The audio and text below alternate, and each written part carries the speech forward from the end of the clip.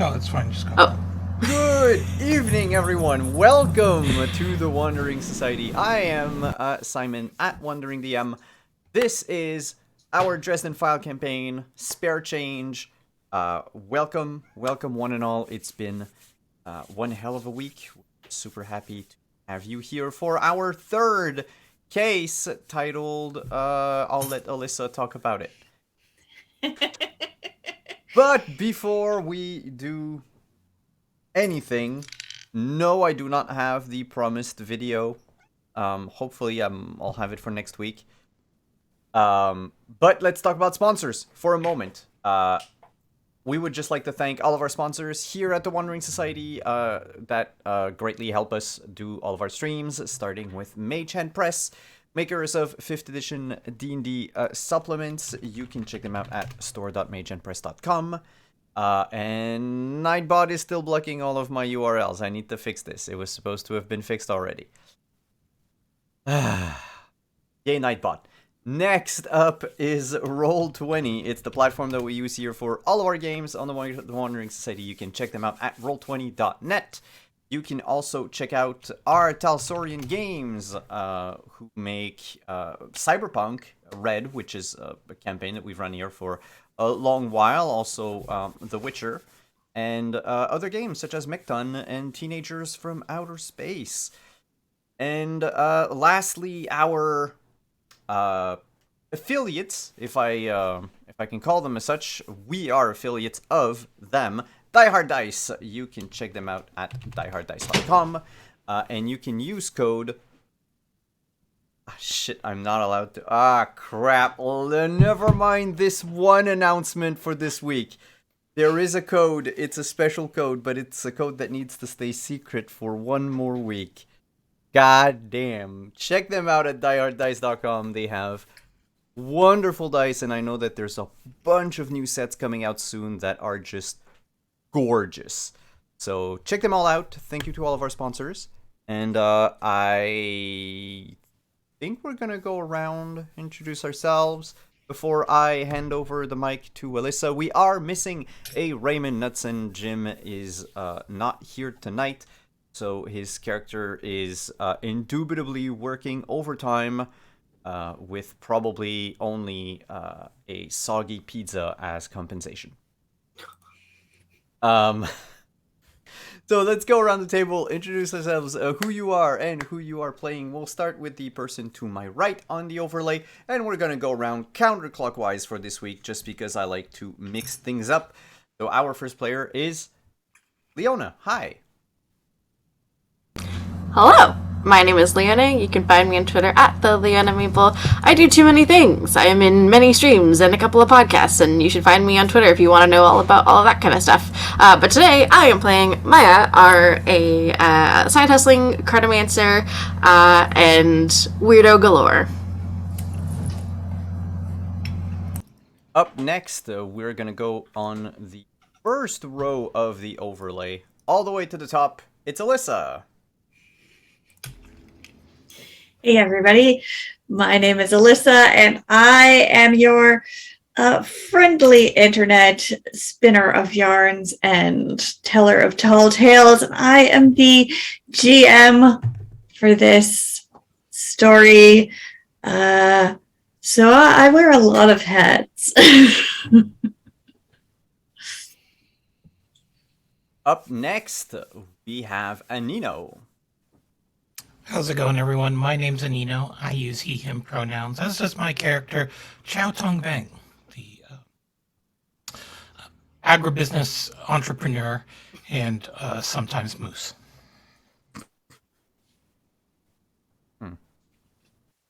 I'm not going to explain that any further, so whatever.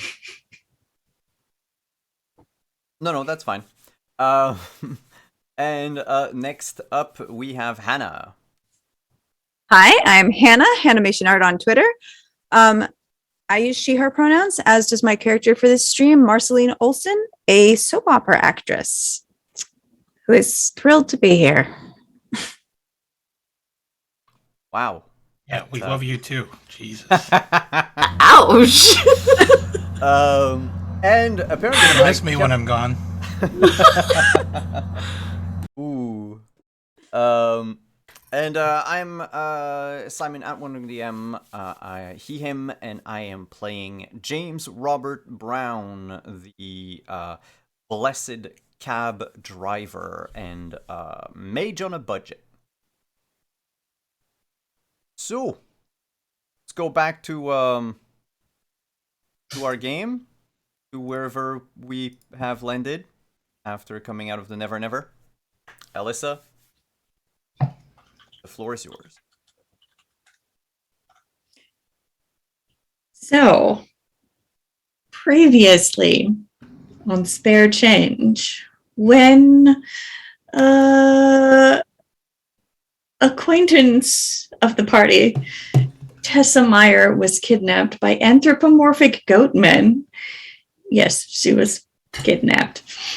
The party tracked the missing girl with the help of Ray's pocket-sized familiar to a part of the Never Never overlapping Gervais Mill Park in the suburb of Little Canada.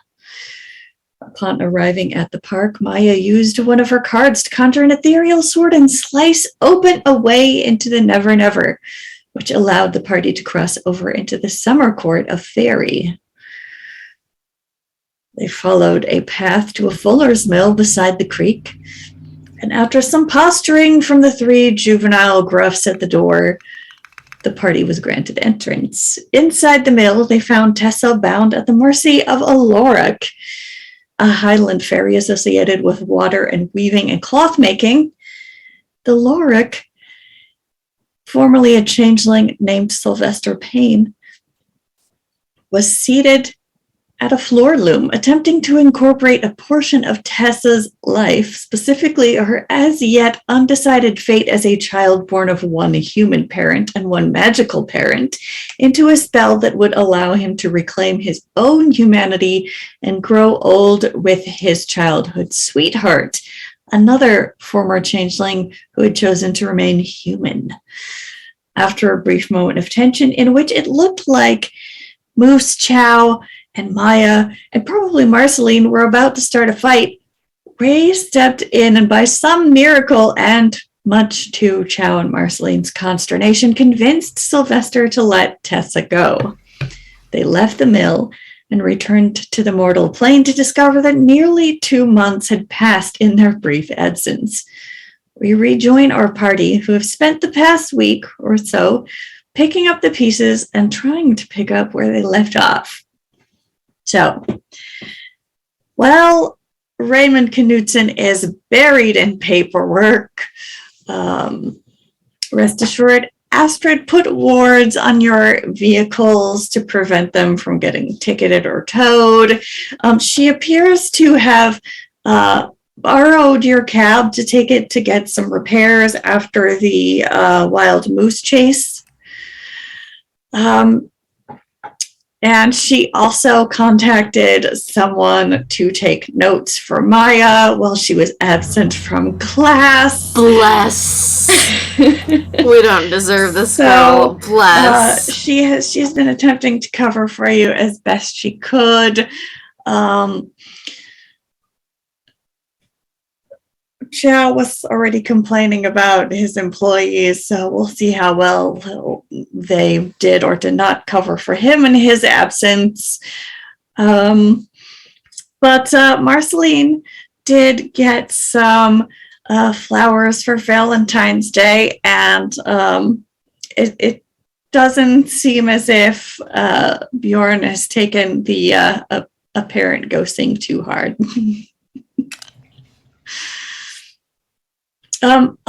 Also, he's filming a cheesy monster movie called Werewolves of New London, and you're invited to visit him on set.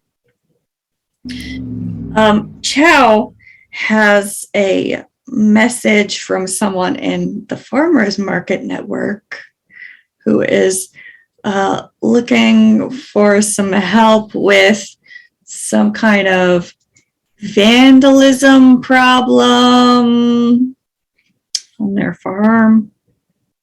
And it just happens to be in the same area where Bjorn is filming. Oh, that must be really low budget. Is this going straight to VHS? Who knows?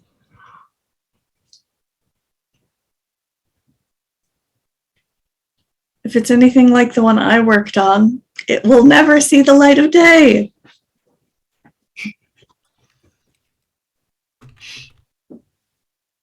Okay, but can I we may just talk still about the be fact that salty about that, but moving on. But that's cool that you worked on that. Like, just let's not, like, that's still cool that you did that. That's very fucking cool. It was very cool. But anyway, what is everybody up to?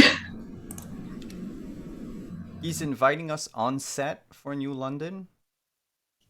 Yep. Not the premiere. On set. Yeah, it's still being filmed. I mean, Maya's there, no doubt. No way is she gonna say no. We're going to wear our everyday wear. I think Chow's going to wear a tracksuit. His finest tracksuit to this. Oh boy. With the tearaway buttons on the bottom. Finest tracksuit, we mean the one that hasn't been shredded yet?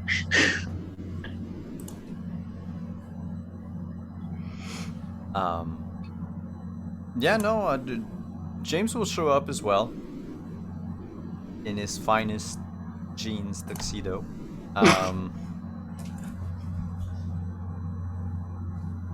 Listen, until my level is done, I only own 2 sets of clothes, alright?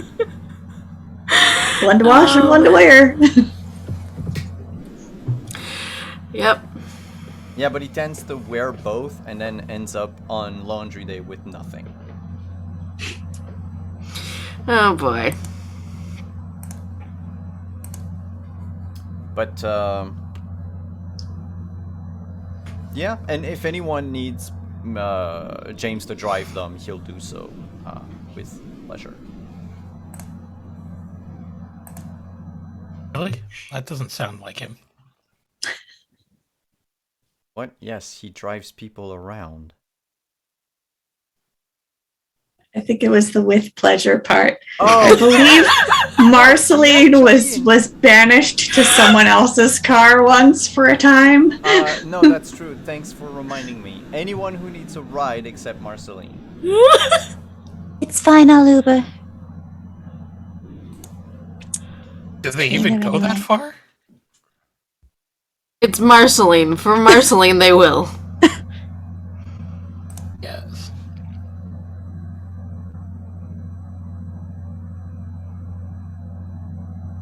Okay. So, Artie arrives on location. They're basically just filming on a big farm.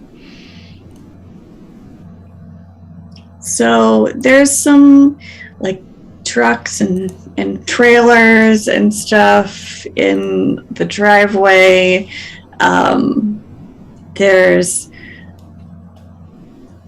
You can kind of follow the crew coming and going. They have like a big old bonfire built up for for people when breaks happen, and craft services inside the farmhouse.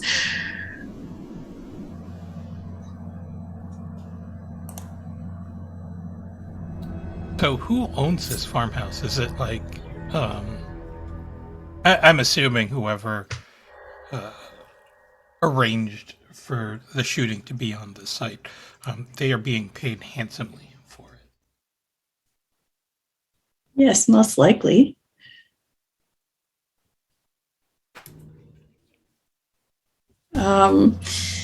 You can ask around and find out who owns the farm if you'd like. I feel like that's something that. How far is this farm from Minneapolis again?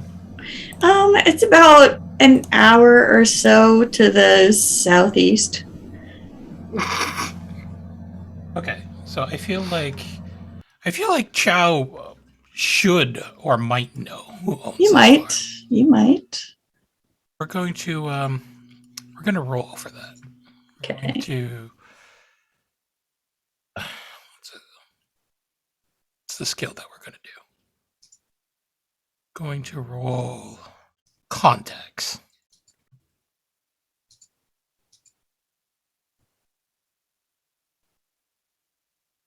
Meh. What the fuck? You feel like you should know, but you got nothing. He looks around. This must be owned by like big farm business, like a David Letterman or an Oprah thing. Do you Sure. think Oprah's here? No. I don't think they could afford her with the budget they have for this movie.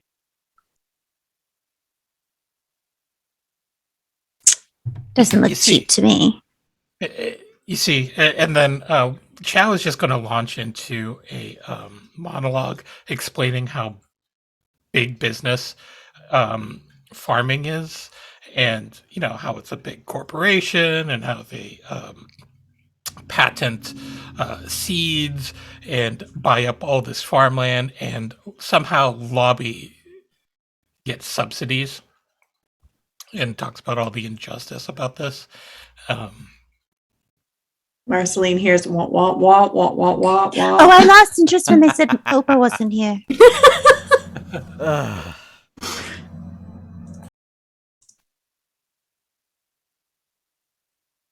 I mean, we could go and look, see if we can find who owns the place. I mean, we could ask around the production crew. They probably have a better idea. But why do you want to know so bad who owns this place? I mean, aren't we just here to watch craft service? Where's your sense of curiosity? I am very curious right now as to what's being offered to eat.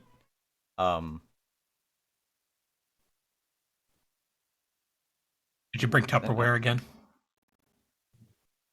No, he says as a like half broken Tupperware container falls off like the back of his jacket. I mean, they probably just paid a farmer. I don't know. Like, isn't that how movie sets work? Don't they just like show up and be like, "Hi, we want to film here," and then pay people? Well, yeah. I just want to make sure that they got a fair deal. That's all. Oh, Got it. Very businessman of you. Right for the little guys.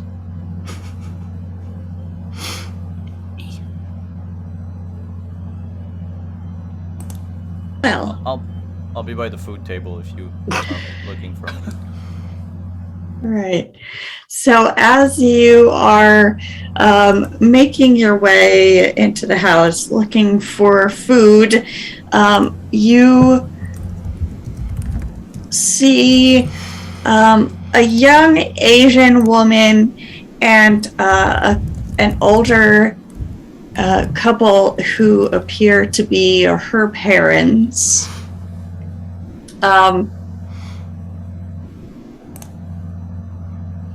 Chow, you might recognize them. You might not. I don't know.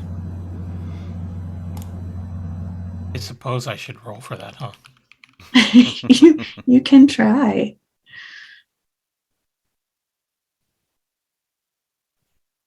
There we go. We got a 2. Yeah. Okay. You recognize the older couple probably more so than the young woman. The couple you have seen at the farmers markets around the Twin Cities. Their names are Alang Feng and Pa Ying Li. And they recognize you and they greet you, and they greet you in Hmong. And the daughter greets everybody else in English. She says, and some of you may or may not recognize her from the zombie pub crawl an age ago. This is publicly, she is known as Yi Hawthorne.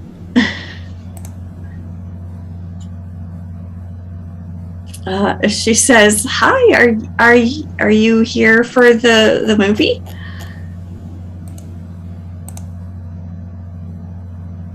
Great. Am I around? Are you? You could be around if you want to be around. Okay.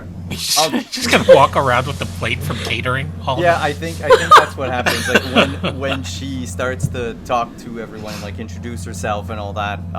I'm just gonna walk back with like a paper plate filled with like whatever food catering's offering. Yep. There's probably some kind of like shepherd's pie or something like that. Sold. Hot chocolate, coffee, hot water for tea. And she kind of talks through here's where everything is, and kind of explains like where everything is, points out where the restroom is. Restrooms or porta potties? I feel like well, there's probably those two.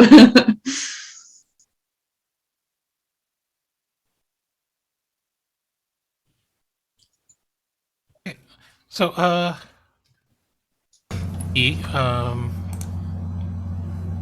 What are you doing here? How do you know Mr. Fang and Mrs. Lee? Is that their names? Mm-hmm. I didn't see their. No, it might help if I push the button. Oh.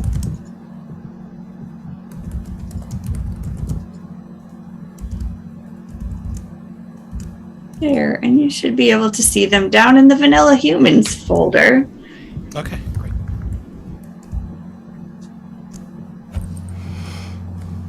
What do they grow at the market? What do they bring to the market usually? Probably mostly like vegetables, corn and soybeans, various other vegetables depending on what's in season.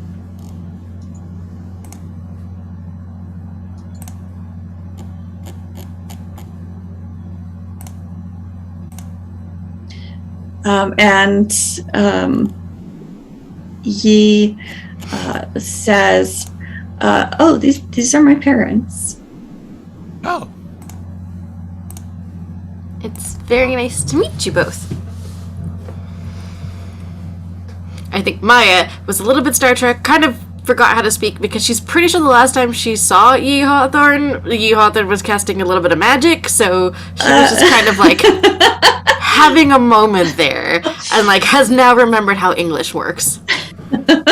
Yeah, there was a lot of magic being thrown around the A zombie surprising pub amount crawl. of yeah. Both Yi Hawthorne and her her partner in the ring were fighting zombies like pros.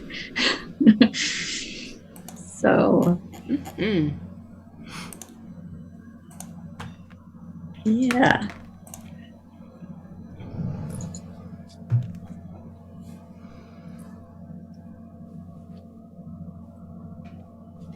And she says, well, they should be just about to break. So once the cast and crew come back, we can get you set up.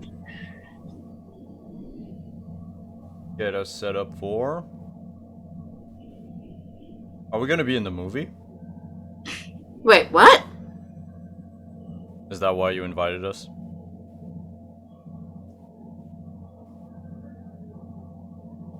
I'm not saying that would want to be in the movie. I'm just the chaperone. Oh, But what are we being set up for? Sorry. I probably shouldn't have assumed that you were acting. As far as But I saw know, you we're with just Marceline and took a shot in the dark. I I think really we don't just even know visiting. how to.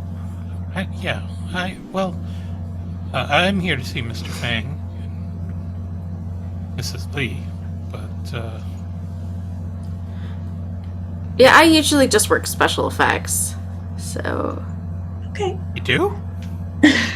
what do you think I was doing on the set with Marceline? I don't know. I thought you just delivered stuff, like, for Grubhub. Or... No, I'm that's not your talking to job. you. I'm not talking to you. Don't you speak to me again. I'm not talking to you. I have been doing special effects on the set of Cold Conjuring this entire time, and you think I was a Grubhub delivery woman? You were you there were doing really good at catering. Well, I mean, I don't know you. And Maya just walks away. am I the only look, one? I've only that done does- catering. Yeah, I've only done catering for their set like a couple of times, but that set is very, very white. Okay, and they don't really like the authentic flavors that my sister and her husband bring to Thai food. Okay, so I don't know what to tell you. I'm sorry for your loss. No, I do the things that I do, the things. Yeah, I do those things to cause special effect things. I do the things. We good? I guess. I'm really not even sure just what this is exactly as he gestures at, like, uh, James, Maya, and Marceline. Because, I mean, like, we kind of really don't even hang out all that much. Yeah, remember when I said I don't know you, don't talk to me? That. Yeah, see, you're just, As if I haven't picked your clothes up off the floor like 5 times every time you do the other thing. streaky.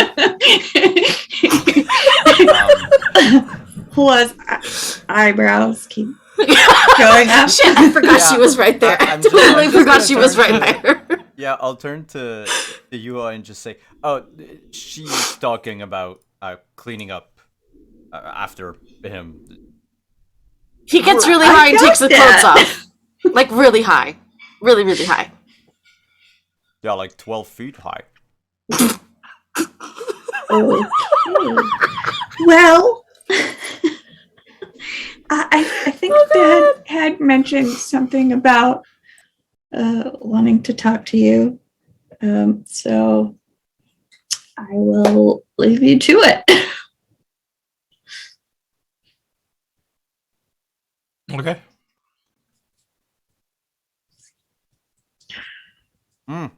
Catering's very good, by the way. Yeah, I should try it. talk with your mouth full. It's gross. No.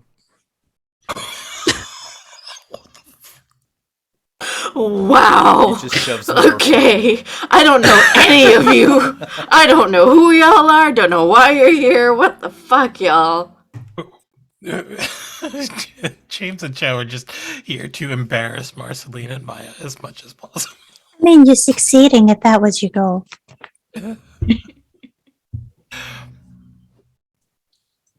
So it's around that time that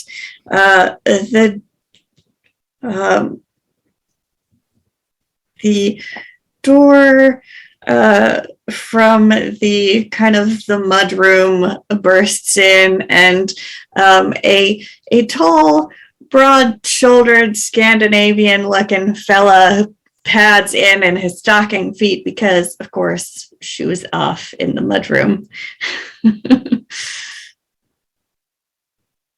And he has been tromping through the fields. So, and he spots Marceline and just comes over, like, arms open wide.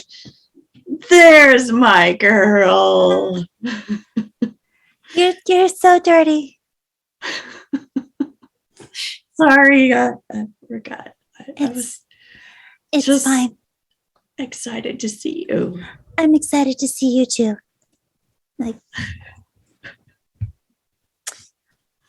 what? So we appreciate the invite, but was there a specific reason you wanted us to come to set? Well, I can't invite my girlfriend to hang out. I mean, of course you can, but the peanut gallery is sort of what I was wondering about. Does you have something in mind for them? Well, you know how you had some weird stuff happen on your set a while back? There's some stuff going on around here. I thought maybe we could use some Are you asking us to expertise. ghost bust your set? Maybe. I don't think it's haunted, but Okay, baby, what's been happening? What's spooking you?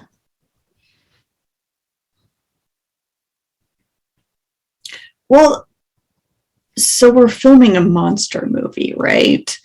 But one of the actresses was attacked by something a couple nights ago, and some people are talking like maybe there's a real monster. Sorry to butt in like that. But could it be a werewolf?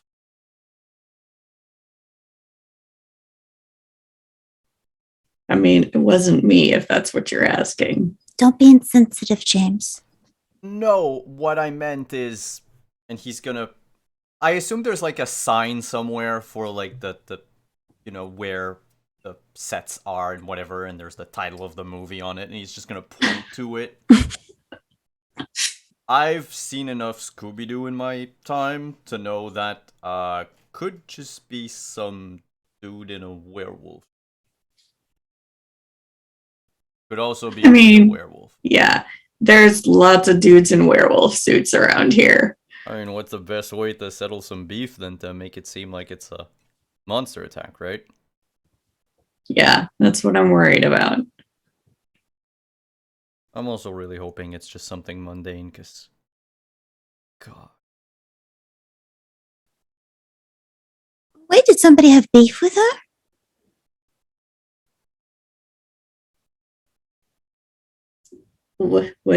I think somebody might have beef with me.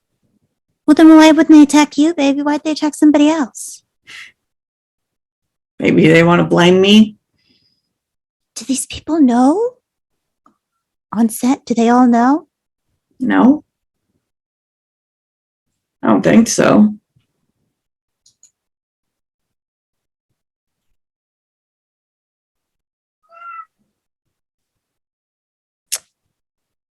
I don't think it's somebody from the crew. Well, when was she attacked? What time of night? And where was she? And was it a full moon?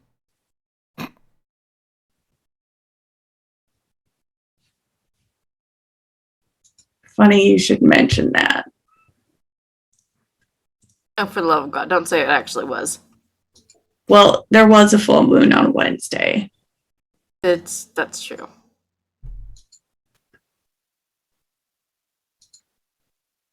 I think that whoever did this is timing it to spook people. Because, as far as I know, that's not how werewolves work.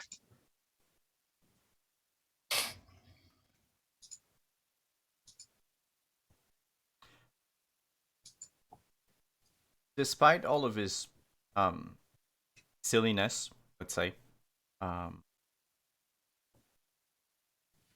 James is really thinking about what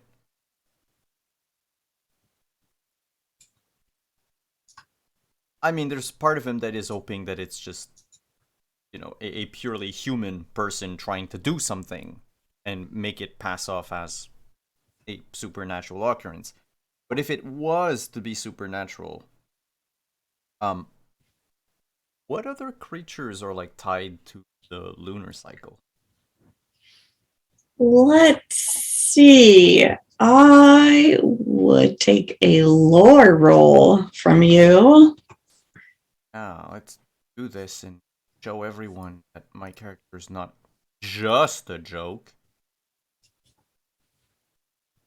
There. Okay. So, Do you mind if I also make a lore roll? go ahead. Thank you. Oh wait, shit! I keep forgetting to invoke aspects and stuff. God damn. Yeah, I also got a 3, you so. could do that.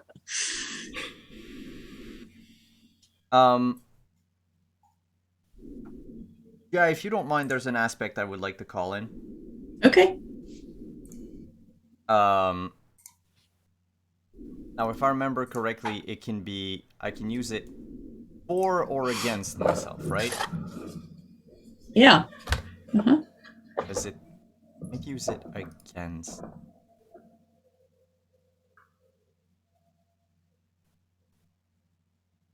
Invoking aspects. Okay.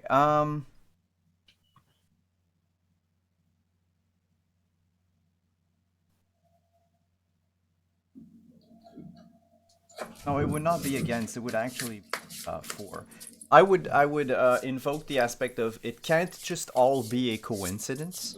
Okay. Good shit. Because there's That's good. always going to be something more. It's always going to be trouble, and I will never get a break ever. I don't know if I want to. I think I'm gonna go for a reroll, Okay. if you would allow me. Okay. It's just a +2, and I feel like I can better. Eee. You get a 4 either way. Eh. Okay. So, yeah. Ever since discovering that, there are actual werewolves and not having a good grasp on it, you've been doing a little studying. And there are a few different types of creatures that fall under sort of the umbrella of werewolf. There's, theriomorphs in general, which are animal shapeshifters that can be any animal, as you have discovered several different kinds. There are, your classic werewolves, which are theriomorphs, like Bjorn. There are transformed werewolves if someone else turns them into a werewolf. There are lycanthropes, which are basically just like the Viking berserkers. They don't actually turn into an animal. They just get tougher and more aggressive and kind of go into a rage like the D&D barbarian. Mm-hmm. And there are Lucaru, which are people who are cursed to transform during the full moon. So those are very rare, and those are your classic silver bullet type of werewolves. Mm.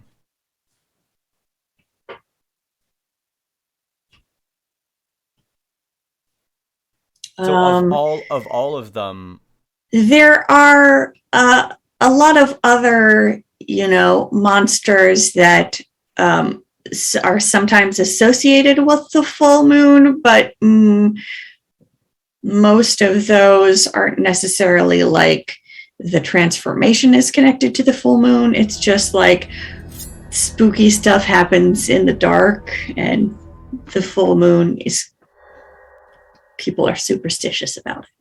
okay, yeah. Yeah. So of all of the shapeshifters, there really is just the Lugaru that would really be tied to. Yeah, pretty much. Okay.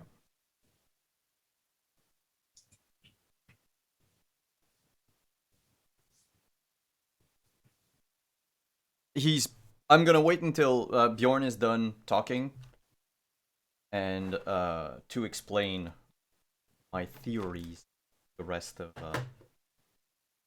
the group. Okay. Marceline, did you have any other questions for your big bad boyfriend? Nope.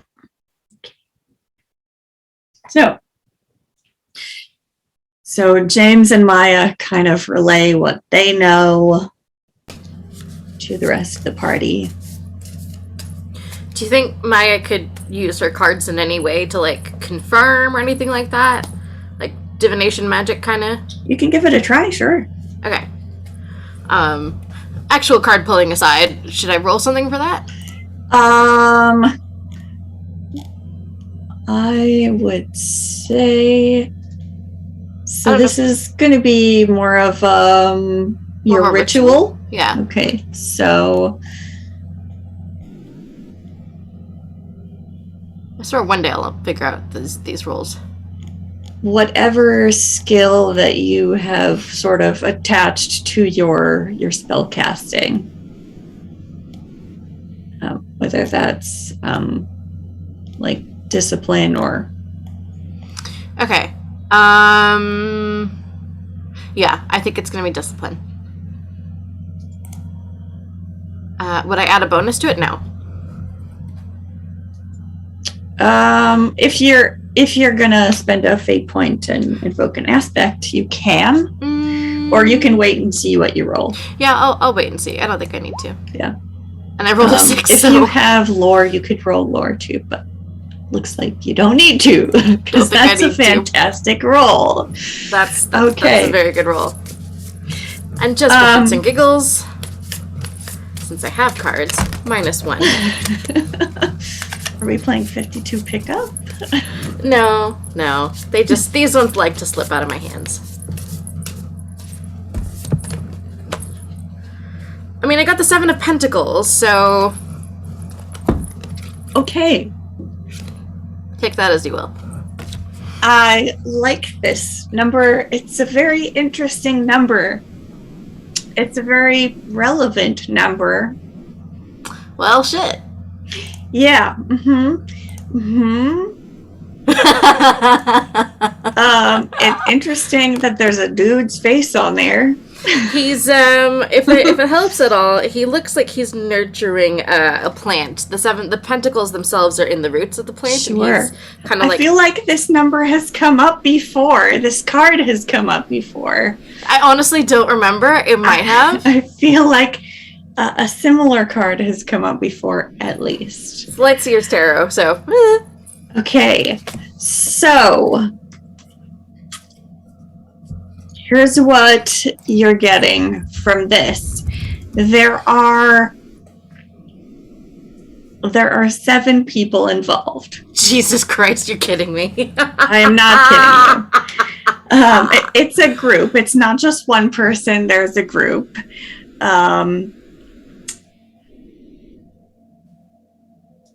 And one of them, at least one of them, possibly more, are connected in some way to some sort of magical patron / mentor. We've had this theme come up before.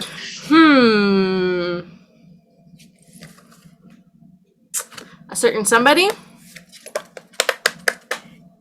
Well, if that's what you're thinking, I'm just gonna reiterate the aspect that was invoked recently. It can't be a coincidence. Oh my god, Melissa, you are so fucking good. What's up with him and messing up movie sets? I ask out of game. It seems to be his MO. Like, Well, the last time we went through the kids' Patreon too, right? So, Okay. Anyways, I'm getting ahead of myself. So, 7 people, perhaps. This one she'll say in character.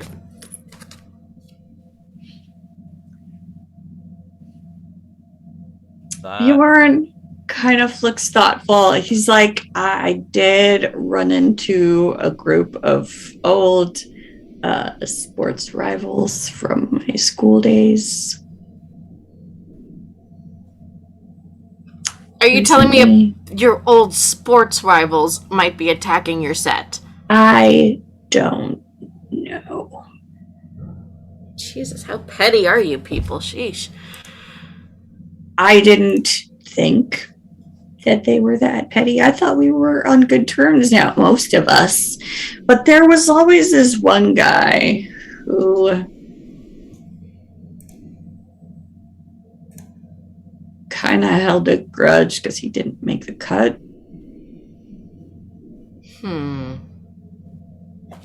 For a school sports team? Yeah. What was his name? Chad something. That name doesn't ring a bell, does it? We didn't deal with the No. chat, did we? No. Mm-mm.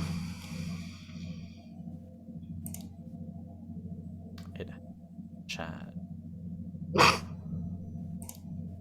Was it just Chad that you ran across, or were there others hanging out with him?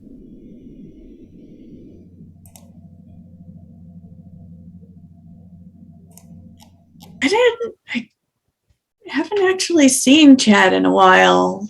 Just running into the other guys from the team. Kind of reminded me of some old memories. Where did you run into them?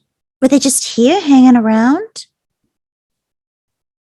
Yes, a bunch of them live in the area, I guess. They've got kids and sports and Yeah, but this is a closed set, baby. You gotta secure the set. You can't no, just have yeah, people but walking I around. ran into them in town, Oh, okay. not here on the set, in town.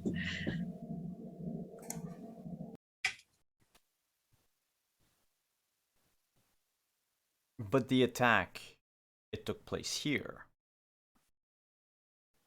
Yeah. Can we go see where that is? Where that took place? Also, That's can a we good just idea. detour by Graf? Of course.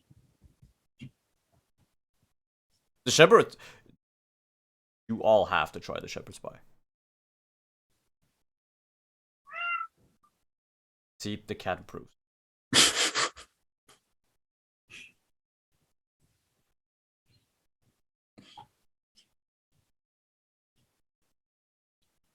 So, as you go back to craft services for another helping, I think this is probably a good point to take a quick break, and then we'll tackle the case when we come back.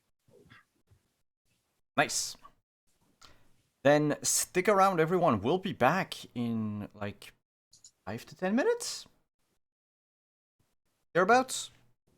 Stick around.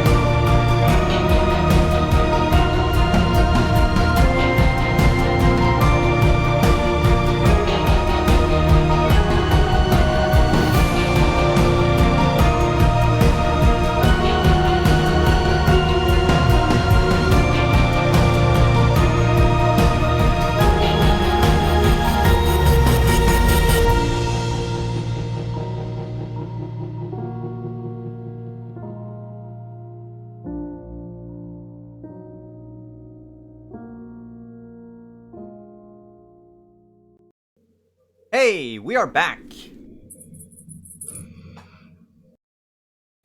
So, before we went to break, the party had learned from Bjorn that some strange things are afoot on the film set for his new cheesy monster movie, and that it may or may not be connected to some old sports rivals.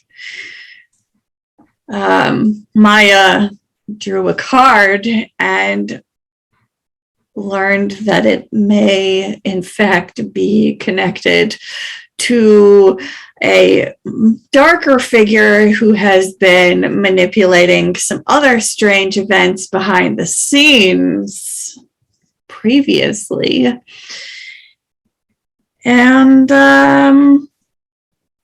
I believe James was off to gather some spell components.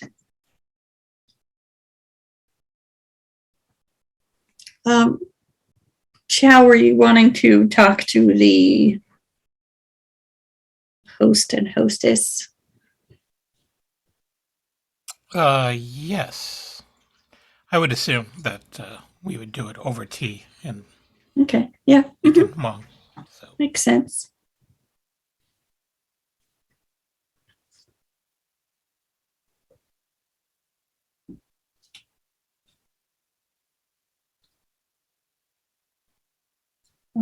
So they're very appreciative that you have come to help them with their trouble, and it seems that some rowdy neighbors have been loitering around after dark, after the film crew has cleared out. They seem concerned that these noisy neighbors might disturb their other neighbor, Mr. Petersburg, who lives in a farmhouse on the adjoining property. Mr. Petersburg is the one who sold them the farm.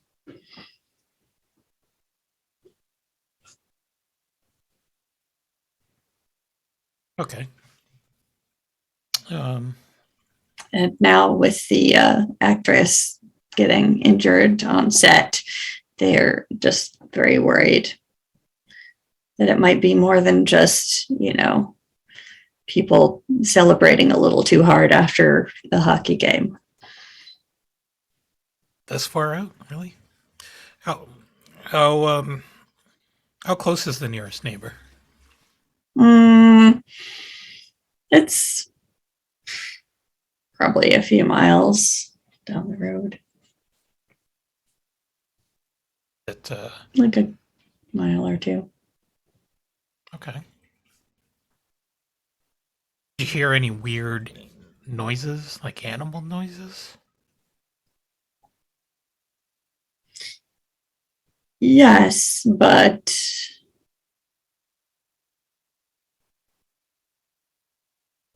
like it's the country. So, and there's been a lot of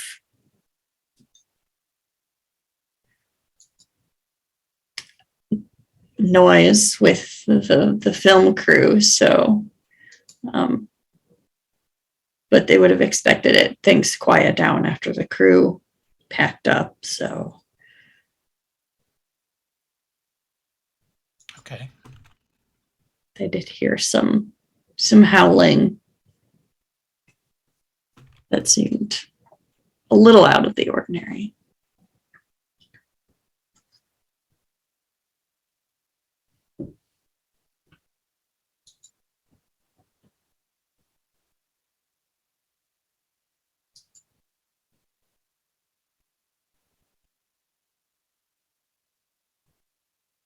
Did this all just start up when the film crew arrived?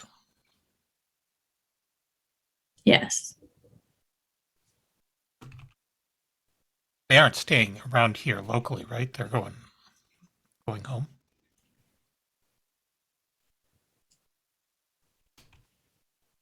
Some of them are staying, but a lot of them are just commuting from the cities.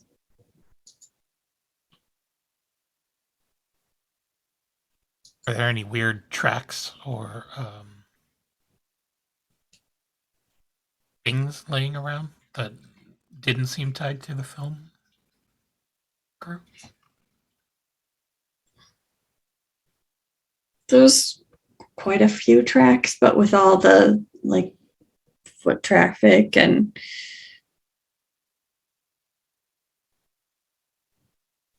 stuff, it's like a little hard to sort out.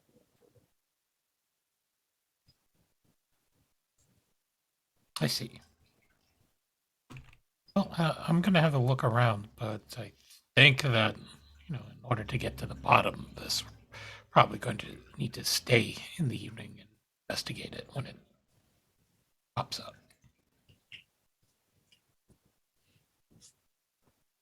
It's fine.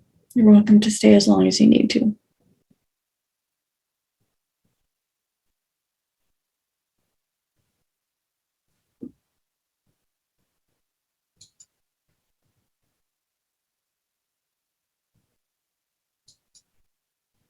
And I think at that,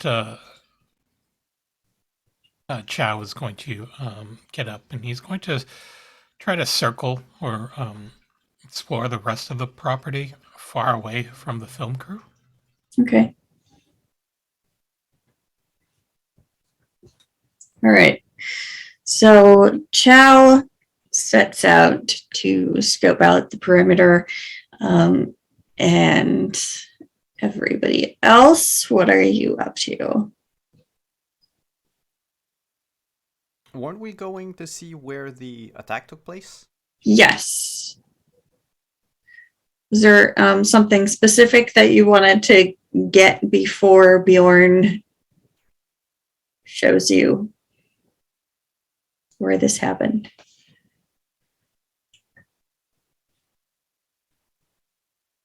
I mean, personally, so long as I have food in my paper plate, technically I have all I need.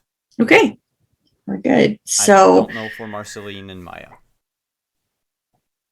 I got my cards. I'm good. all right.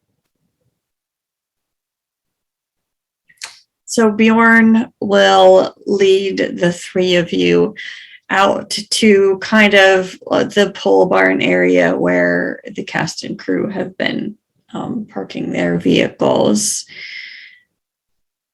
And he says that it happened around this area when, as people were starting to pack up and head out for the evening.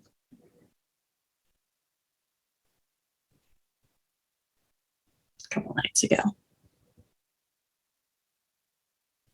They were starting or as they were finishing up? Like, how many people were around when this happened? There weren't a whole lot of people. There were just a few of us. There was the director, the cameraman, some grips, and a couple of cast members. It's a small film. Everybody wears multiple hats.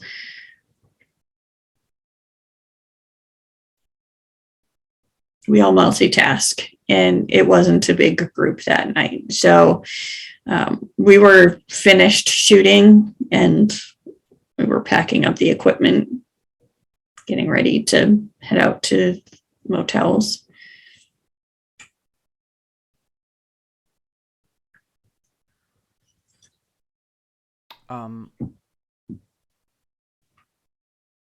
Out of curiosity, are there any security cameras around?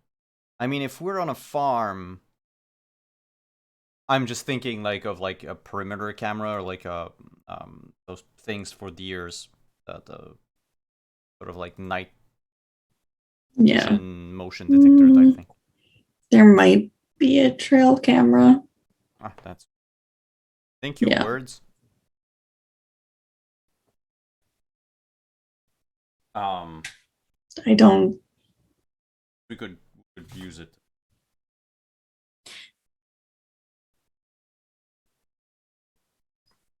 Well, the girl who was attacked, was she?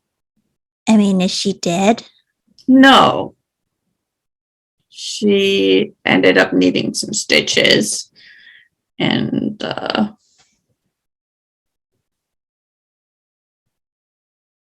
she got pretty scared. So she's fine. We could talk to her. Yeah, we talked to her. She's not here today, but I can give you her contact info. Yeah. Do you have her number? We could try like calling her or something, see if we could get any information that way. Yeah. I can get you her information from the AD.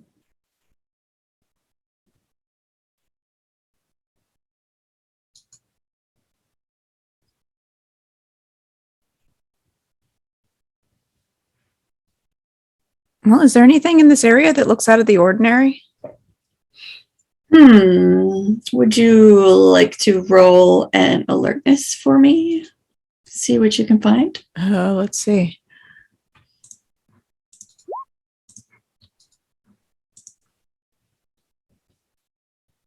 Okay. So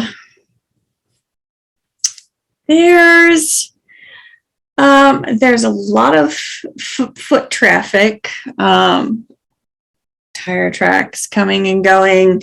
You do see maybe some animal prints. You're not sure if it's dog or what. If it's a dog, it's a pretty big dog. But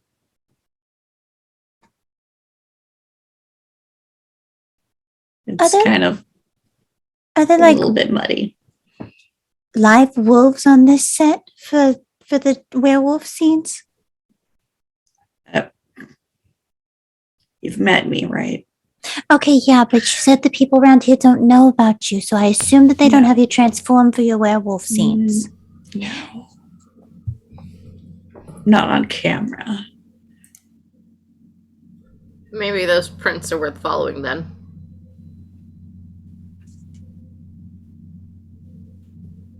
Is it possible to follow them? Or do they not like? Is it just like a couple of prints and doesn't go anywhere? Yeah, if you want to roll survival, you can try. I'll try. Yeah, I am not a person. I have a question. I sent my city folk to the country. I rolled a 3 on a mediocre, so Okay, I'll take it. That's good. Yes, what is your question, Hannah? Is Bjorn the type of werewolf where when he's a human, he's just all human, straight up Yes. normal dude? Mm-hmm. So he's When not the type he's of human, werewolf. he's human. When he's wolf, he's all wolf. So he doesn't but he have, still like, has a human tracking. mind. He doesn't have like tracking abilities. You don't additional know. When he's... You don't know. I mean, Chow does. But, Chow does. You don't know about Bjorn. You just found out maybe Bjorn was a Chow is werewolf. I mean, maybe just Chow is just better at, being Tracking? a moose. As a moose? Yeah, hey, I did my research. They have an extremely good olfactory sense. Your moose has a big nose? Yes. I mean, all moose have big noses.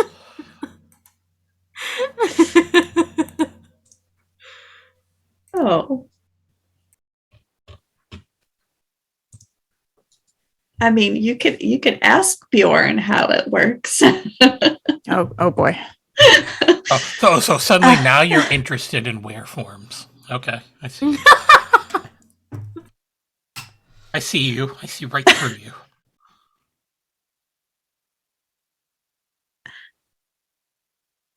Uh, baby, I got a question. Yeah. So, like, when you're a wolf, you got like really good tracking abilities, right? Yeah. How about when you're not a wolf? Do you still have really good tracking abilities? Kinda. Kinda. What's that? I mean, like, what's It's not as good as when I'm go full wolf, but it's better than just a regular guy. so? If I asked you to follow a set of tracks, do you think you could follow them better than like us who don't have that sort of like werewolf advantage?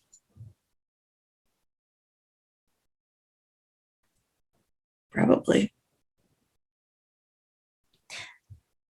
Would you say that I could argue to add 2 dice to Maya's roll if we have?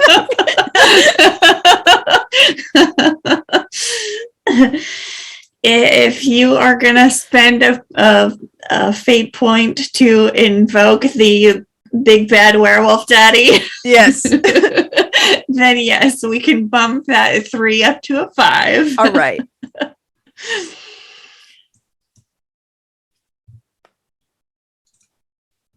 So yes, between Maya and Bjorn, you are able to pick up kind of a trail. It's been a little bit trampled and muddled, but you can kind of follow some tracks where something or someone with wolf-like paws has come in from the road. Like once you get a little bit farther away from like the immediate like parking area, it's a little bit easier to pick up where the tracks came in.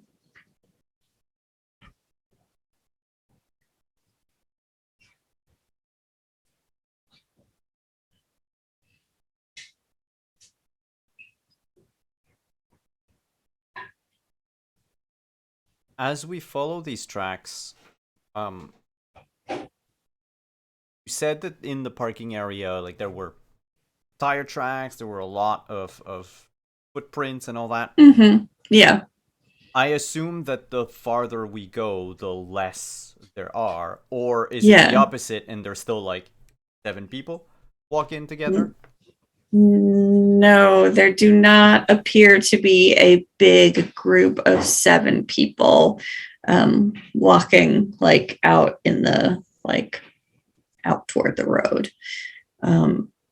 There's like heavy the foot traffic is heavier like in the parking area and in on the farm itself, whereas there is just a solo set of tracks, wolf tracks that seems to have like run in and then run out. Okay.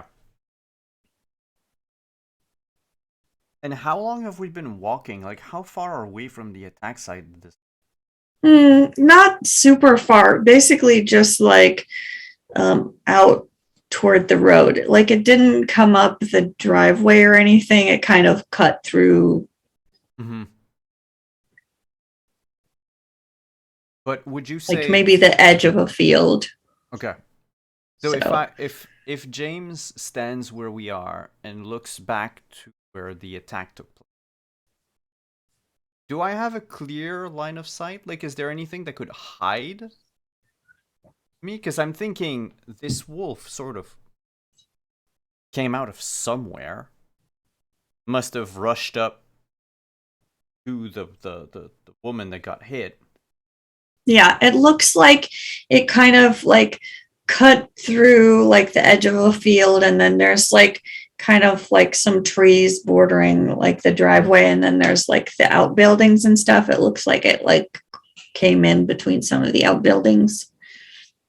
Okay, so it would have been kind of hidden until the Yeah, very last it would have moment. had some Okay, cover. okay. Yeah. Do you And think it there's was like some like lights on the buildings, but like once you get out like farther down like do you think toward the the road, there's not as many this is a lights. slightly random thought slash idea. Do you think the werewolf was like running from something else, like trying to run and hide from something else, and just happened to like run in here, see the woman go ah, and then No, run out? my No. theory was someone distracted the woman. If there was like a clear line of sight, Yeah. I thought someone might have distracted the woman long enough for the wolf to come up, unseen. Uh, Because then we would have known, that wolf has an accomplice, but kind of doesn't Hard to seem like it say. right now. Hard to say. Oh, Bjorn. Oh man, I have a question Yeah. for you. So Um, those old high school rivals talked about earlier. yeah, the South St. Paul Packers. The South St. Paul Packers. They couldn't find a different team name than Packers. No, apparently not. Aside from their grievous lack of imagination, do you think they'd be petty enough to attack people that are in your... I was going to say entourage, but I doubt will work. Your entourage. Attack other people in your life to get to you. Because here's the thing. I'm assuming, and this is a wild theory that I have, but I'm assuming one of them kinda like you, but the shittier version.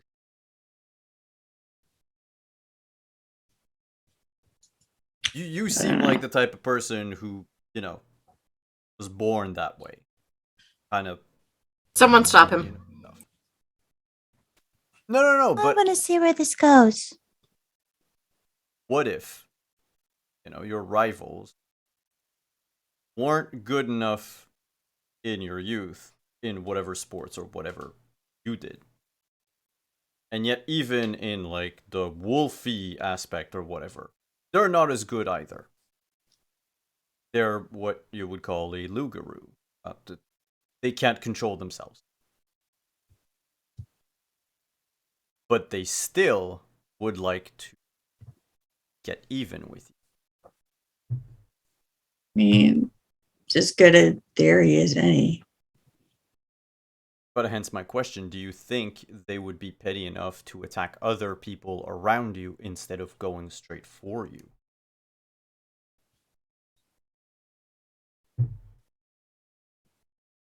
Maybe. Hmm.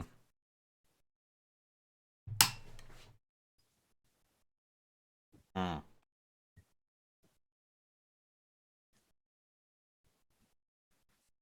The little cowards, they know he'd kick their ass. They attacked him directly. Yes, but if they really wanted to hurt Bjorn here by going after someone close to him, sorry, Marceline, they would have gone after you. That does pose a good question. Why this girl in particular? What was her job on set? She plays my sister. She also go to the same high school?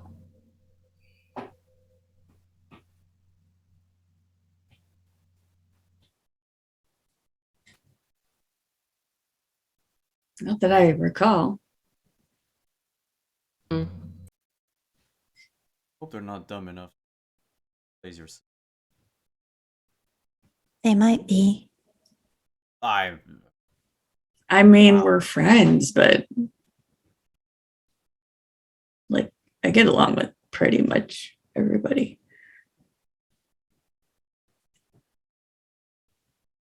What are the other characters in the movie?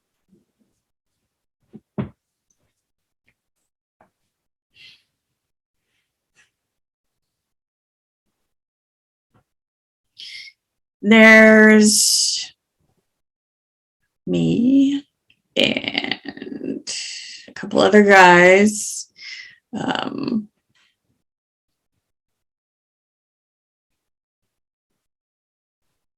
And you know, it's really cheesy. not doing a good job of selling the movie. Yeah, that didn't answer any of my Listen, question, My babe. It's dude, for what are fun. you not telling us?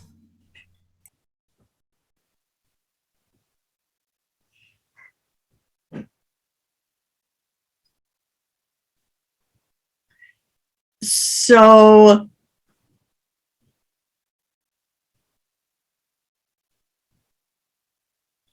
it's kind of this story about, you know, some werewolves who play sports. It's I know it's kind of derivative, but you know, it's kind of inspired by, you know, my youth.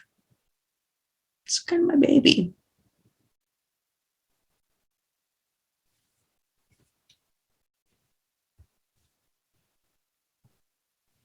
There's something he's not letting on. Did you write this movie? Is this like your editorial, directorial, Are all you of the Yes. above making a debut? biopic? Yes, babe? okay. Yeah. Oh, Yeah. honey, that's so It's- tacky. I know. I don't care. It's okay. I still love you. Love you too. Look, it's about this werewolf and this vampire and they're best friends.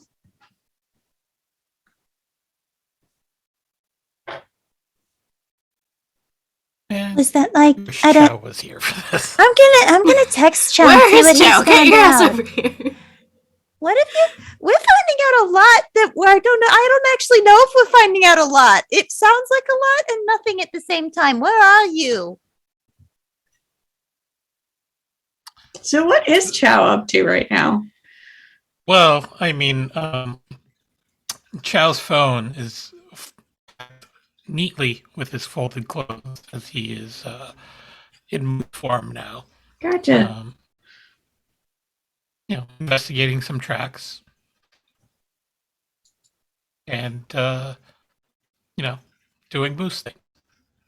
Doing moose things. So, rubbing your antlers against a tree. We need a moose whistle, like a dog whistle, but for moose.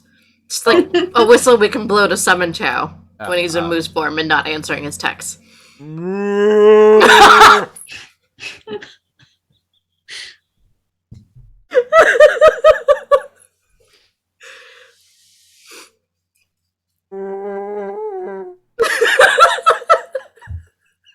Chow, is there anything it work? particular that you're looking for? He's just trying to see if he can identify any scents or Okay. follow a trail.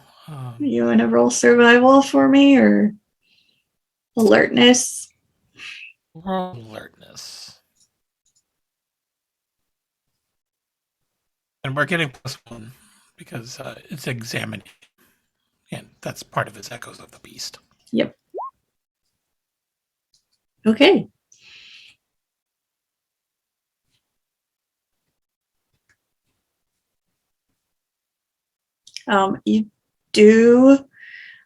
You do pick up some kind of old tracks. It looks like there was a bunch of people that came through some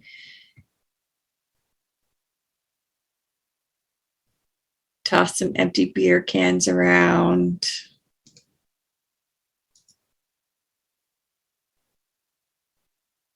Left.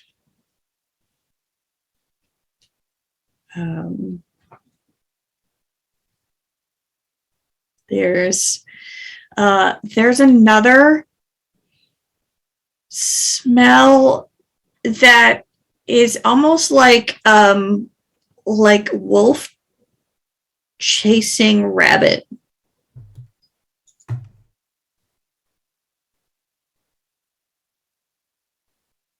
That kind of runs through and heads toward like the outbuilding where the film crew has been parked.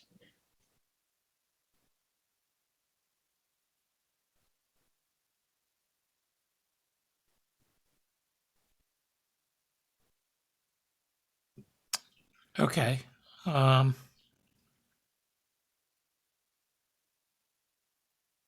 right. I guess we're just gonna have a moose wandering the parking lot now. Okay, well, as your attempt, you come up to the parking lot, and there's some attempted moose calling happening. It's kind of insulting, kind of embarrassing. For whom, I'm not sure. Yeah, we're not answering that, though. But the thing is do we see Chow in the parking lot now? I mean, it's huge. I'd be shocked if we didn't, right? You could probably see him across the set. Because I'm just going to keep calling him, but like staring at Chow until he picks up the phone call thing. Yeah, he doesn't have his phone with him. No, so- I meant my. He wants you to return his mating call. Yeah, reply to my. Yes. Does Chow see James's car? Oh no! Oh I no! hate you so much. I mean, probably. You're getting the most stink eye from a moose right now, James. You really are. You're gonna see Chow's just going to clop right over to that car and No. is going to scoop underneath with his antlers and give it a big Nope. nudge. And No. so, you'll hear a big crash of axle wheels. Okay, we just got that fixed.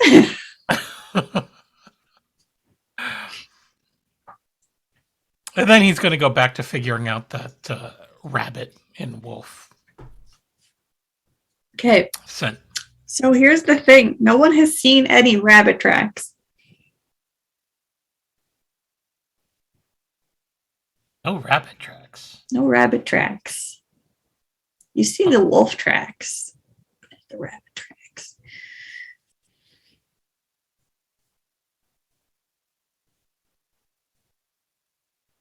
Right. Well, Chow is going to take note of the place and then go back and get his clothes and transform back into human form.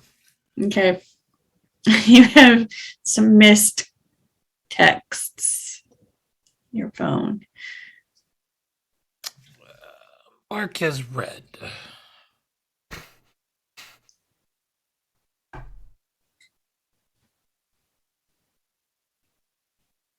Hey, Marceline, do you want to give a call to that woman? I'm Yeah, going baby. to go check my car. Let's here you put in a number there, Bjorn.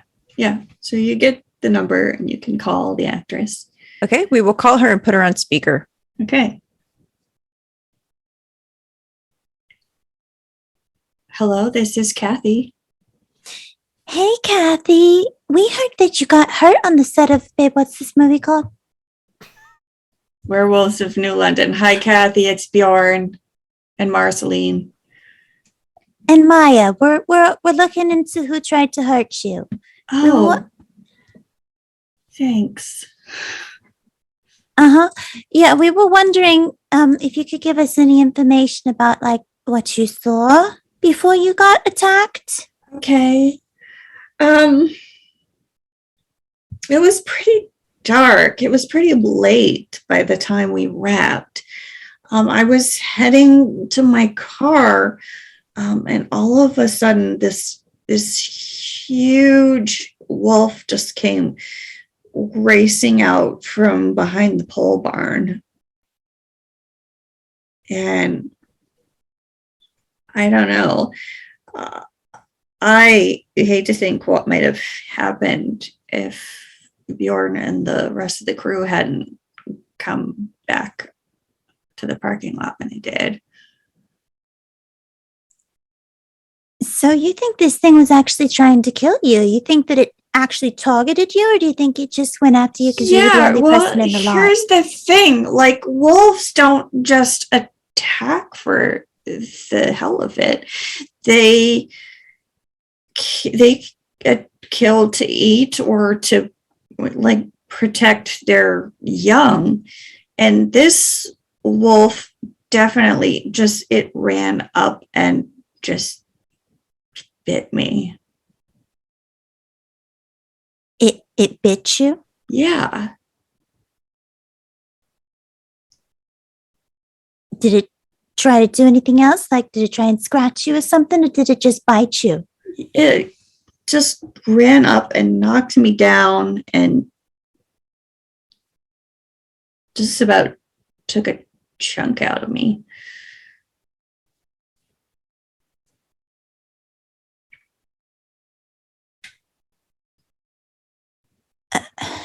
And then it just left? Well, yeah, when the crew came up and chased it off.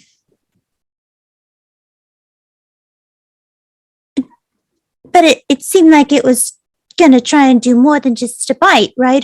Or did it seem like it had accomplished what it came for when it bit you? I don't know. It happened so fast, and I was pretty freaked out.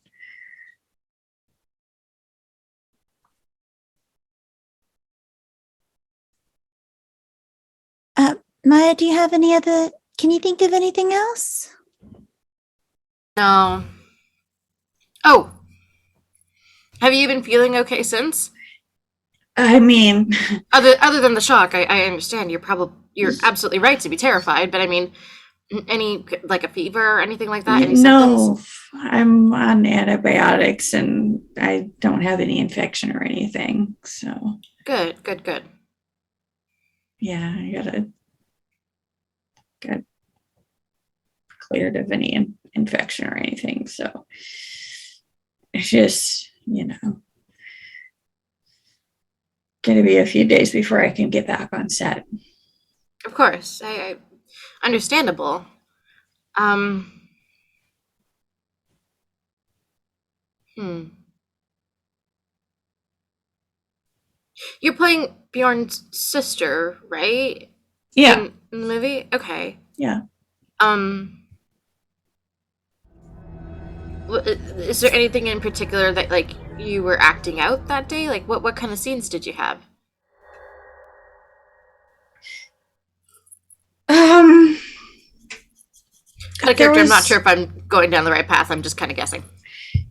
I think that was the day we were doing like a scene with me and Bjorn's character and the guy who plays the vampire best friend. Who is that again? Uh, Jason Miller. Okay. Yeah, I don't think I've met him yet.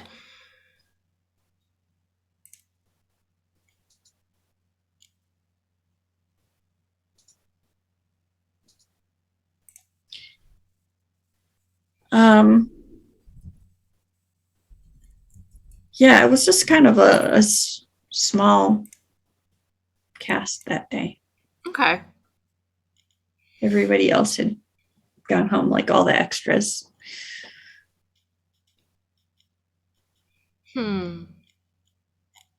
Earlier in the day, I think we'd shot some scenes of like the kids. Which kids? There was a scene where Bjorn's character was like supervising kids doing like a kids hockey game. Oh, okay. Got it. Okay. I think they got some local kids to play those parts. Okay. Cool. Maya will kind of look at Marceline and just kind of shrug, and she's not too sure about anything else to ask.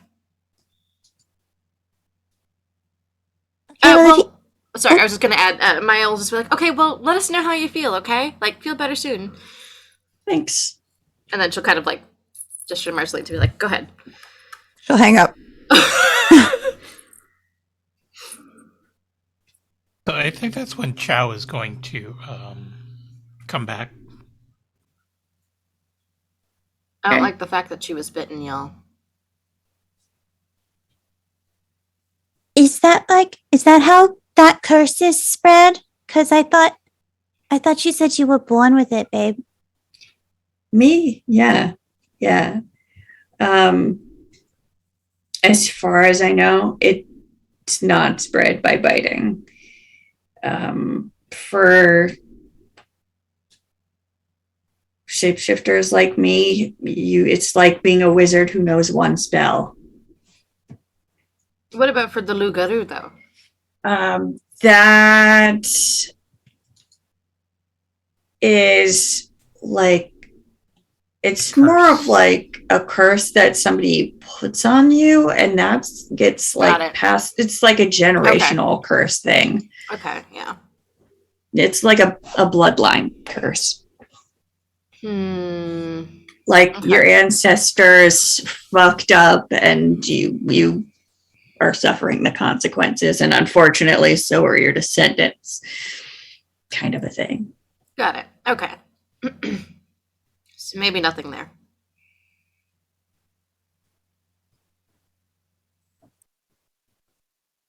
So I was checking this place out. I caught a scent of a rabbit and that wolf, but I don't see any rabbit tracks around here.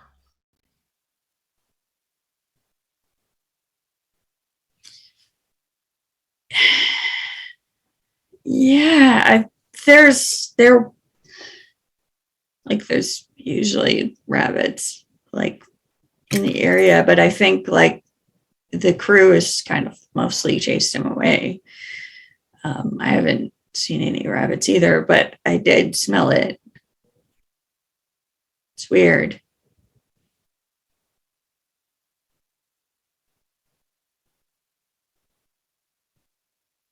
So are there any traces of rabbits at all? Like, not to sound grim or anything, but bones or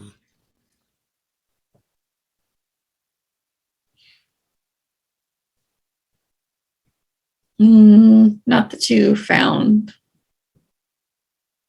Like, would I be able to see any in the or anything?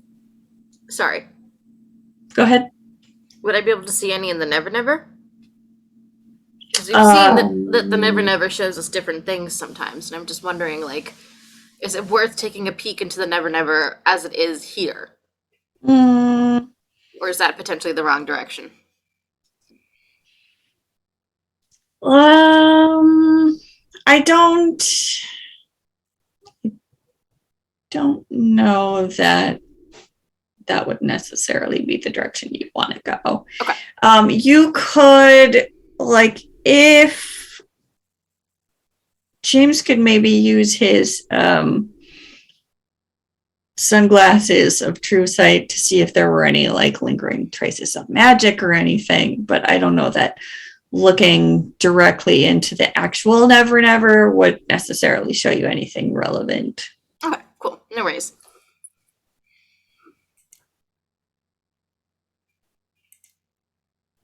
And it is actually something that I was thinking of doing right after I checked. Okay. Well,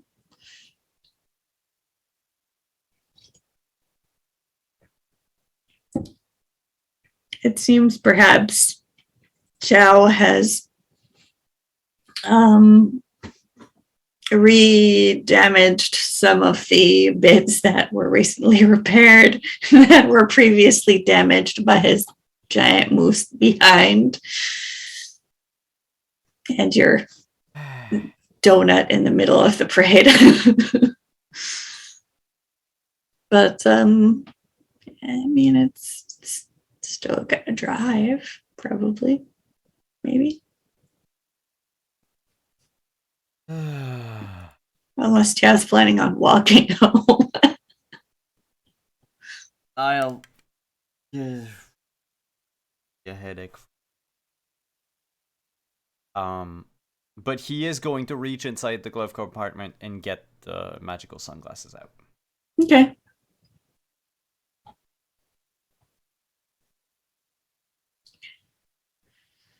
All right. So,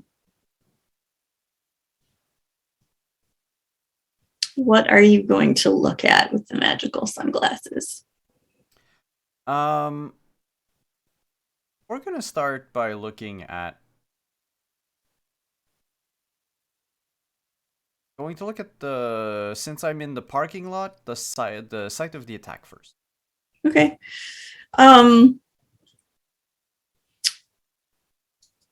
There's not really a whole lot to see in the parking lot.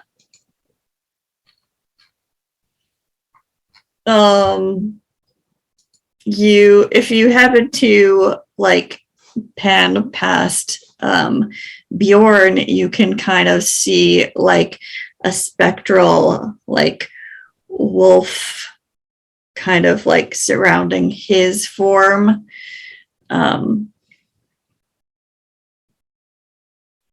But you already know he's a shapeshifter, so nothing unexpected there. Like the tracks themselves don't really ping as magical, but that they wouldn't necessarily. It doesn't look like any like big nasty spells were cast when the attack happened.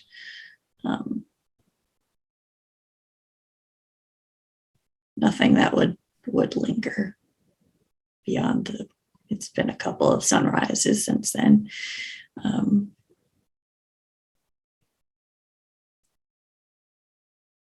I'm of half a mind to go and look at. I think I'm gonna go stare at people. You're gonna stare at people. Well, I'll let the rest of the group know via our group chat. The glasses can see shapeshifters for who they are. I'm just gonna go take a look at the people that are working on this movie. Okay. So, for the most part, the cast and crew that are currently taking a break indoors and warming up, because it is February and it is kind of chilly. It's not bad weather for this time of year, but for the most part, everybody pings as human, except you do get kind of a magical aura around Hua Yi.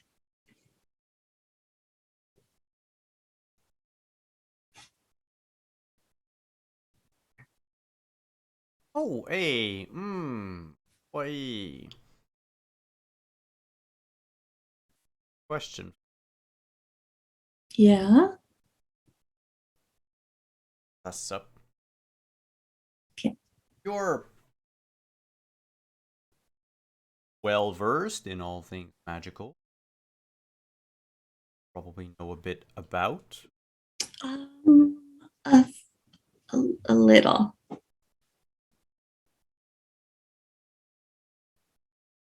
Not bad, sorry. Um, Why? you're well.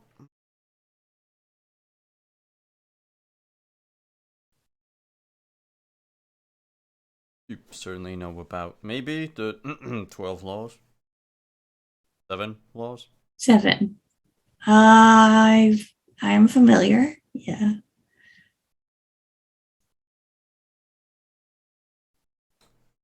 Do you think it's forbidden to look into the past, but not do anything?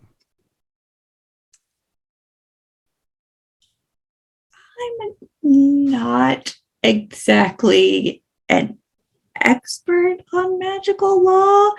I I'm not um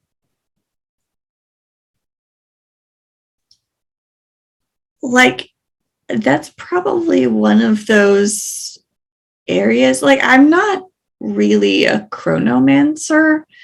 Um my own talent is really pretty minor.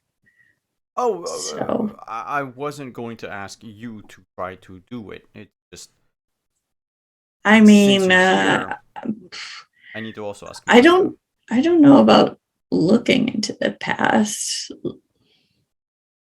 Like looking's probably fine. I mean, I see visions, so I can't really stop it. Hmm.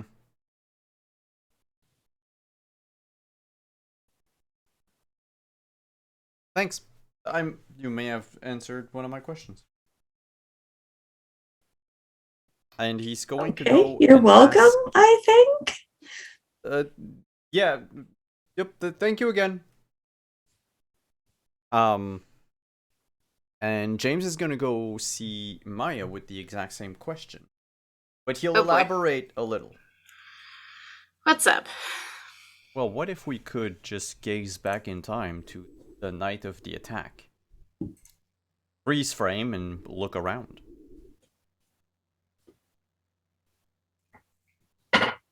I mean, we could see where this wolf is coming from. We could maybe Do you have even the? see them prior to. I mean, I certainly don't have the ability to do that. My cards might be able to let me do a little bit, but not something like that. Can Hmm. you? I I mean, I have a. could. I was just gonna say, like, I could, you know, ask my cards like a almost like a past, present, future spread kind of a situation. See what I can divine about what happened that day. But yeah, other than that, I don't think I'd be able to like full on like holodeck style freeze frame anything. I mean, I'm sure I could whip something up together, but it would probably take days, weeks, and I would need a very old remote control. Oh my. Yeah, this that sounds messier than spaghetti exorcism. Eh, a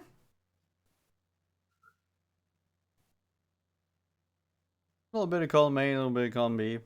Oh boy. It's only Okay. messy if you mess it Oh up. god. Okay, well then, if that's out of the question, I mean, do you want me to try the cards again? I can ask.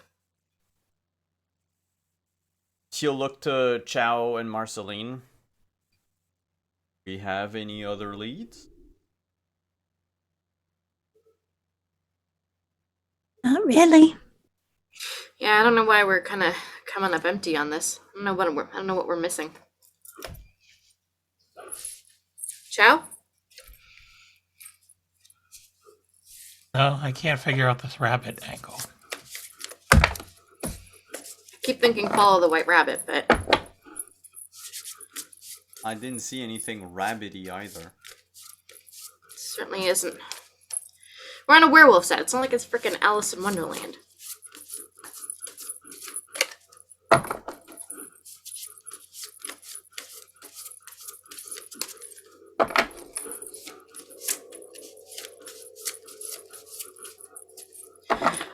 And just like last time, Alyssa, I'll actually roll dice for this.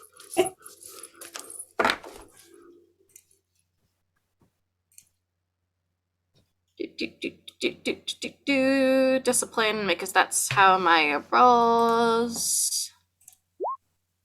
That's gonna be a 4, Great. which we like. We like to see Yes. that. We do.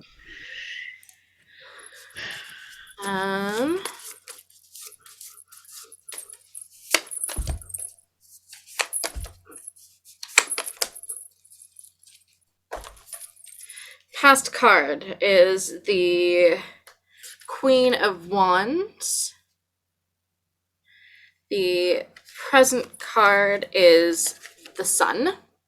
Okay. And the future card is the Two of Wands.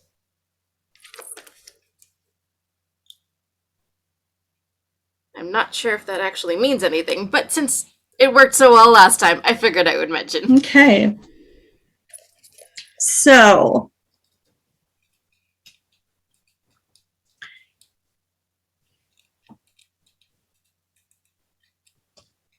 Queen of Wands. I'm gonna say there is, again, that powerful spellcaster involved, whom you have run into in the past, or Are they a woman? Is have this been an actual alluded queen? to. Yes, it is Oh. a woman. Okay. All right. Okay. There's a woman. Ironic. That is ironic as hell. Future, there are 2 of them. Oy vey.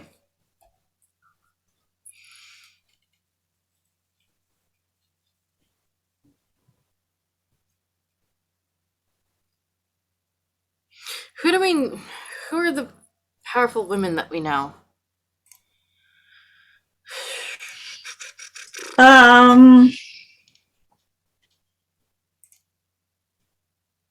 You mean magical practitioner? Yeah. That you know personally? And that we know of, like a woman, That you like know the of. powerful women practitioners that might Okay. cause stuff like this. You know of Astrid's grandmother, who is no longer with us, was a practitioner.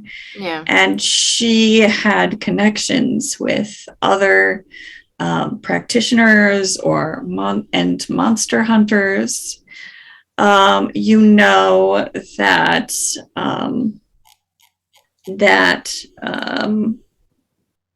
Professor Charles and his mentor tangled with Adrian Belmont, who apparently allegedly had a sibling who had a grudge. Yeah. Didn't we supposedly kill Adrian Belmont? No, Adrian Belmont was killed by Professor Charles Meyer, Right. and his mentor. Then someone who claimed to be the sibling you killed. Yeah. But that was the patron of the DJ Necrotronic? Yeah. DJ Necrotronics, but you were also starting to suspect that maybe there were some false identities because you were having trouble finding an actual Adrian Belmont or the actual patron.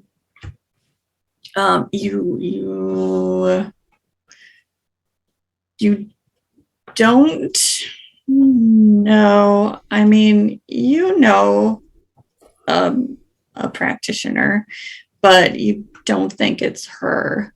Mm-mm.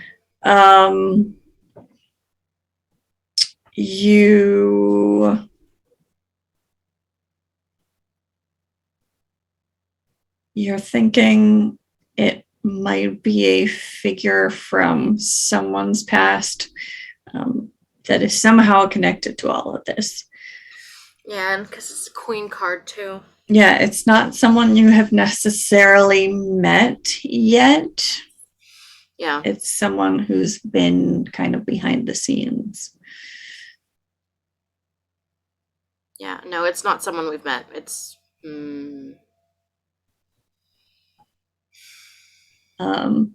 Also, someone apparently put a bounty out on DJ Necrotronics and picked him up after you apprehended him. You don't really know who that was. And Ray's not here to ask. Gosh.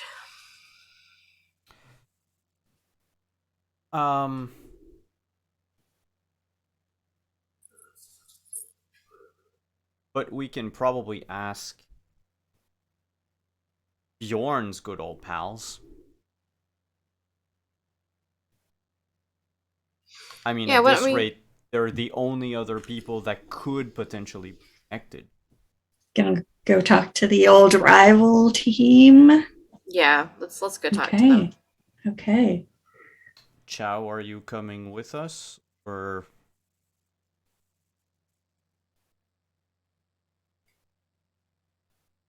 would you rather try to find that rabbit?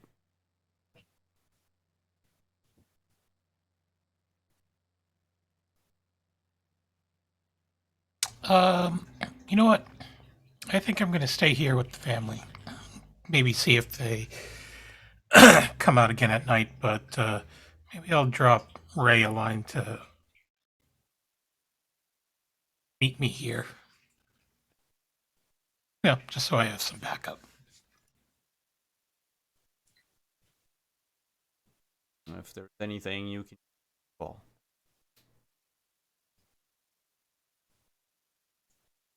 All right. So, as you make arrangements with Bjorn to meet up with his old rivals, and Chow gets in touch with Ray to meet at the farm later, I think that's where we're going to call the session for tonight and pick up next week.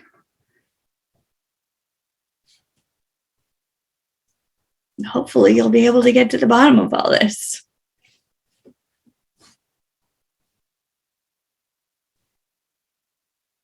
I feel like we stayed stuck on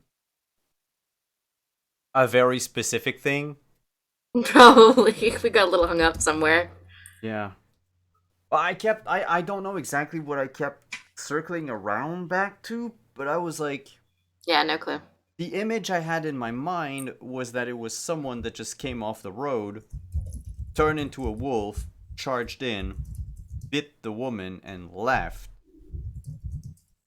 But there's like no reason to do it.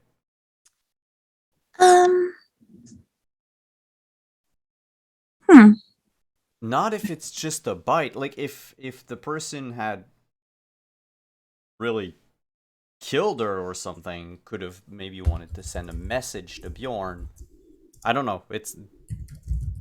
They did say that the only reason that he got chased off was that the other people on the set chased him off. True. I want to know what she was wearing when she was preparing to leave.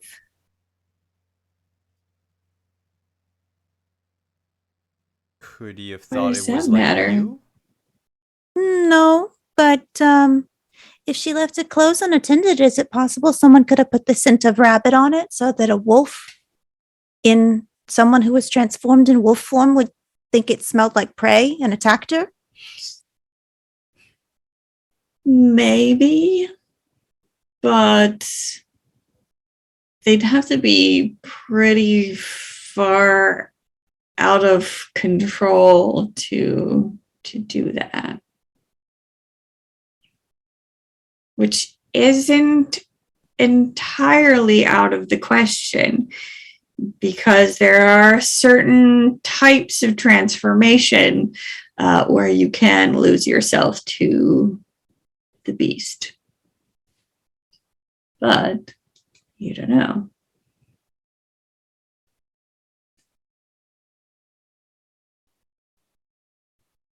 Guess we'll just have to wait and find out. Mm-hmm. Mm-hmm. So,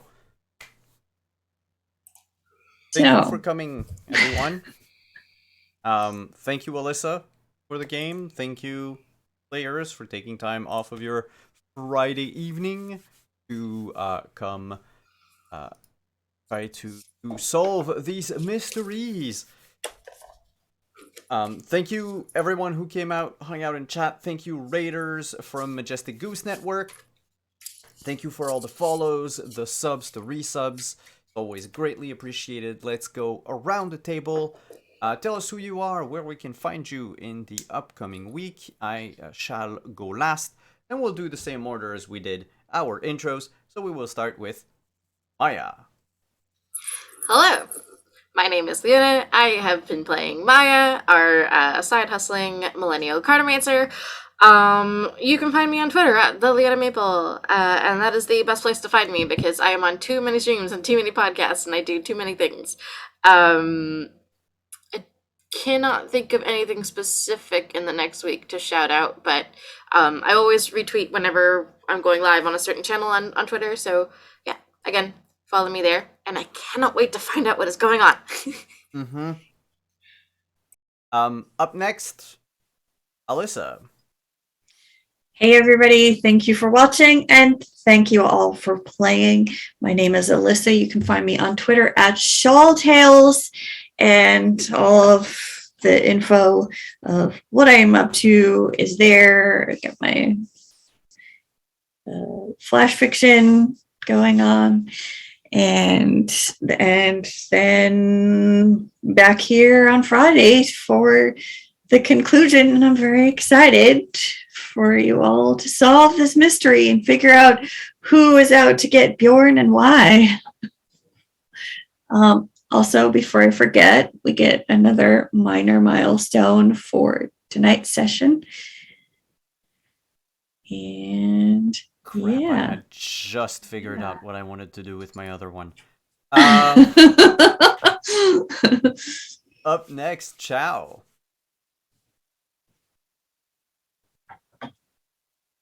Oh, that's me. Sorry. Yeah, I always use character names for outros for some reason. Hey everyone, my name is Anino. You can find me on Twitter at Anino4K. I don't think there's anything scheduled for the next 2 weeks at least, apart from this game. So come back next Friday. Actually, no, that's not true.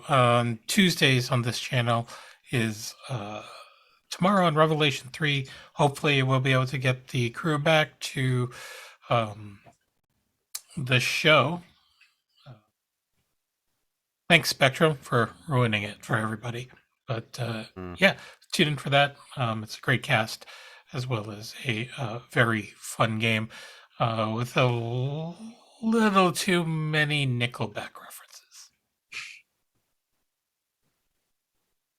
In the grim darkness of the far future, there is only. And last but not least, Marceline. A truly grim future. I am Hannah. You can find me on Twitter at Hanimation Art and everywhere else at Hanimation Studios. And like Anino said, I will be back here next Friday for the continuation of this great mystery. We have no idea what's going on. And I am Simon at Wandering DM. Again, thank you so much for coming here and watching streams of the Wandering Society. Due to real life stuff that's happening with my day job, Scion and Sentinels will be back. Not next week because it's this upcoming week we can't. The week after is our off week, so we're back after that with me at the helm of both games and picking back up where we left off with our different storylines. So be sure to come back around and watch them with us. If you cannot, all of our VODs are on YouTube. The VODs for Revelation and for this game, Spare Change, will be made public this weekend on YouTube. They're currently being exported from Twitch, so if you've missed out on episode 1 and 2 of Spare Change, it'll be on the YouTube shortly. Once again, thank you everyone for coming. Have a great night, have a great weekend, and again next. Bye-bye.